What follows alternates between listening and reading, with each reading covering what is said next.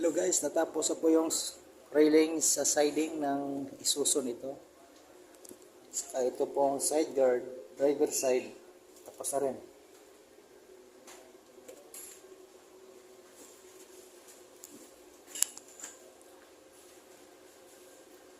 Diyan po kakarga yung guys, fluoro dyan sa taas na yan.